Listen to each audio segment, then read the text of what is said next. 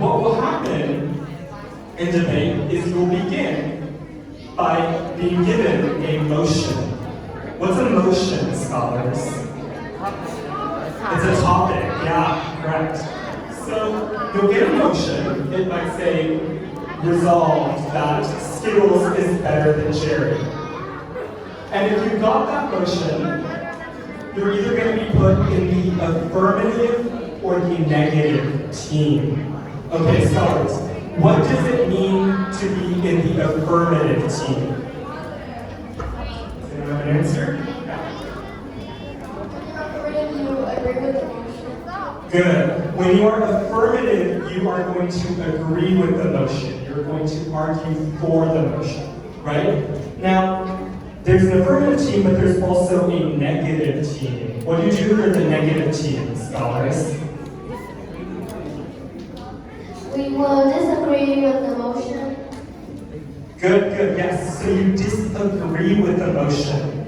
Now, if you're affirmative and if you're negative, are those things you get to choose? No. You don't get to choose if you're affirmative or negative. That's given to you. So even if you really think that Skittles is better than cherry, but you're given negative, you're going to have to argue against it. It's one of the tough parts about debate. So, you're first given 15 minutes to figure it out. What does that mean? That means you're going to research it, you're going to discuss with your teammates, you're going to decide who's going to speak first, who's going to speak second, who's going to speak third. You're going to decide your arguments. You have all this time to talk among yourselves and plan it out.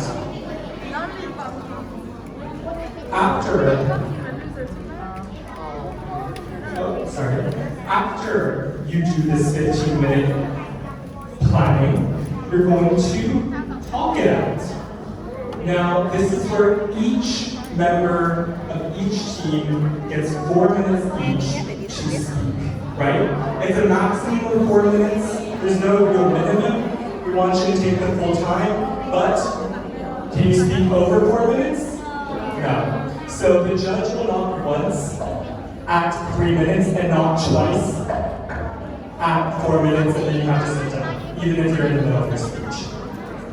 Now, during the 4-minute speech, you cannot talk to your teammates, and you need to give your full attention to the person speaking. This is really important to respect the person who is giving the debate speech.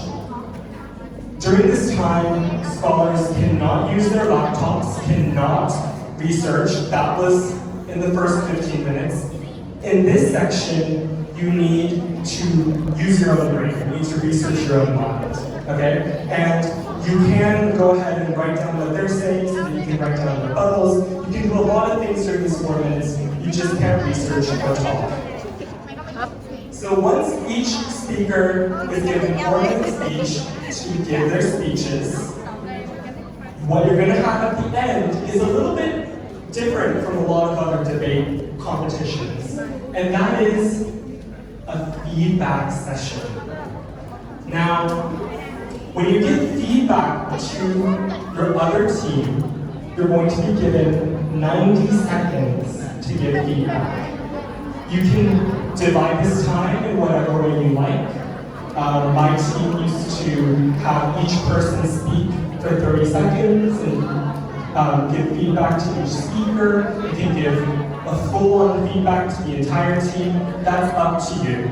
But remember that you are being graded for your feedback as well. So it's not just about how well you argue against your opponents, it's also about how you help your opponents, right? And at that point, they're no longer opponents, they're just your fellow scholars. So during these 90 seconds, this is where you're going to help them become better debaters. And the hope is that everyone by the end will all become better debaters through the process. All right, now we have a little time, so I'm just going to give some of my own advice for debate. Now, I think the most important part about the World Scholars Cup debating is that you need to be flexible, right? Why do you need to be flexible? Well, that's because nobody can write an entire speech in 15 minutes, okay? No one's gonna have everything written down in 15 minutes. You're gonna need to have the ability to adopt and change what you're going to say based on what happens. And so don't feel like when you walk up there, you don't have everything prepared, that's the end of the world. It's okay to make things up on the spot, to keep making it up as you go, and to be flexible and be able to change what you're saying with the times and with the limitations. That's the biggest piece of advice. Does anyone here have any good advice for debate? Any advice you want to give to